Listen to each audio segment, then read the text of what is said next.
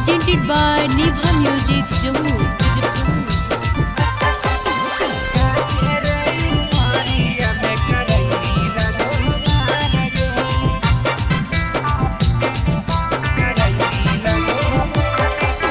अखिया मारही ऐसन कचा कच हो गली कि तो जवान गे। अखिया मारही ऐसन कचा कच हो गली कि तो जवान गे। काचे रे उमरिया में करैमी लगो मार गे। काचे रे उमरिया में करैमी लगो मार गे। अखिया मारही ऐसन कचा कच हो गली कि तो जवान गे। अखिया मारही ऐसन कचा कच हो गली कि तो जवान गे। काचे रे उमरिया में करैमी लगो मार गे। काचे रे उमरिया में करैमी लगो मार गे।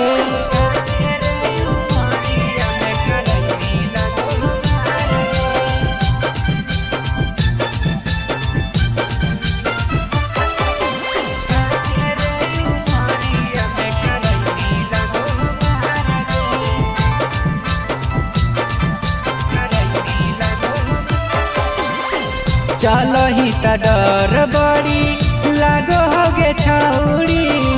लागो हो कि घुस जैनी करे जहवा के तोड़ी। हाँ चलो ही त डर बड़ी लागो हो गे छौड़ी।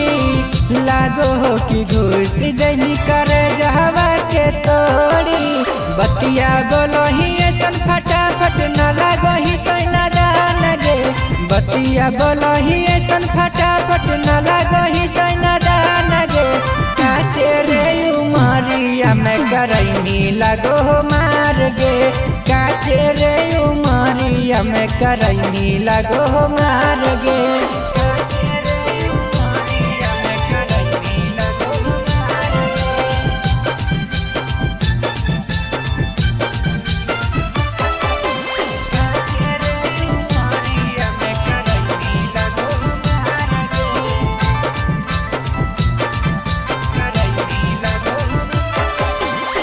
नाही धस खाना पानी नाही लगो भूख गे।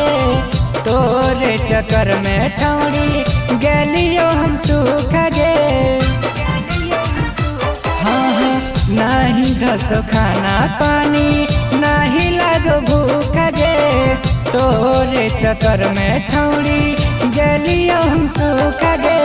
ये सोची के कहो सदवा मान ले हमर बात गे। सोची सोची के कहो जदवा मान ले कर बात गे। काचे रे उमरिया में करैमी लगो मार गे। काचे रे उमरिया में करैमी लगो मार गे। Presented by Nibha Music Jammu.